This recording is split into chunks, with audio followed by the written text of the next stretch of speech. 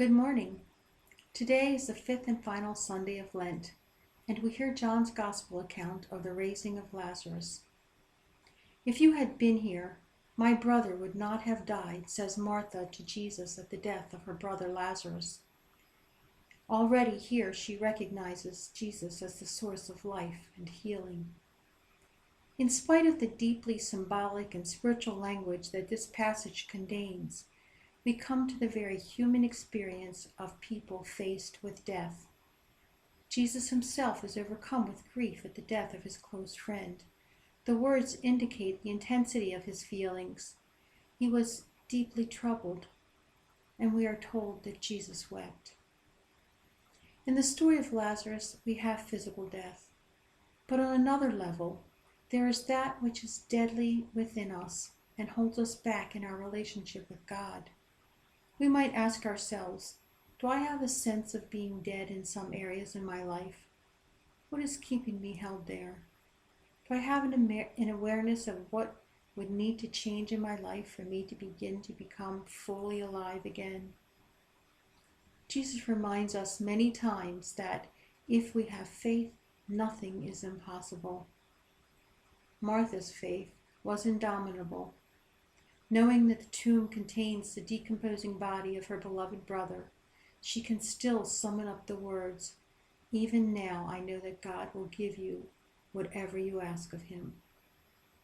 Despite her loss, her grief, her pain, Martha is still able to have faith and confidence in Jesus as the resurrection and the life who has come into the world.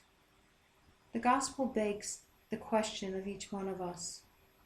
Do I truly believe that anything is possible for one who believes? In today's gospel, Lazarus represents all those who are being brought back to life, life in God.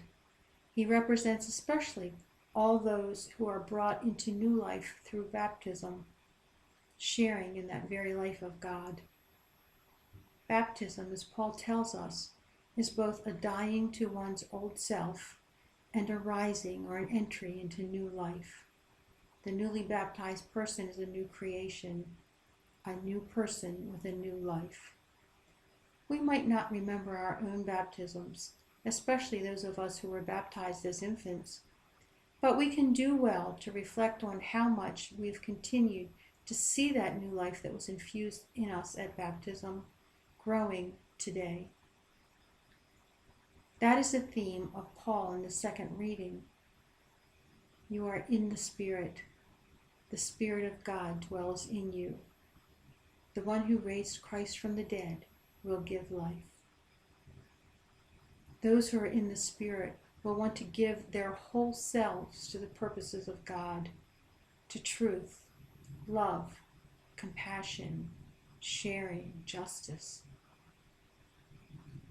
When we are full of that Spirit, then we have truly risen with Christ, for his life is truly active in us. We are both alive and life-giving.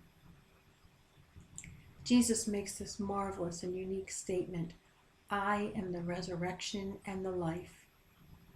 To consider him just as the fullness of life is not enough. He is also the resurrection. Being with him means not only sharing in his life, but also in his resurrection. All who believe in these two aspects of Jesus experience his love and power in life and death. Take away the stone. Lazarus, come out.